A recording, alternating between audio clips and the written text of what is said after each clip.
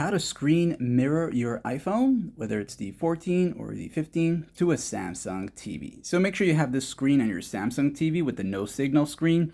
Then on your iPhone, use the quick panel access and look for the toggle that has the screen mirroring icon, which is this one right here. Now, as you long press it or single tap it, it's gonna be continuously searching and you'll see your Samsung TV name. When you tap on it, on the screen of your TV, you'll see the AirPlay passcode. You'll put that in right in that little window that just popped up a while ago. All right, so go ahead and type that in. And you want to be quick as that number doesn't stay on your screen forever.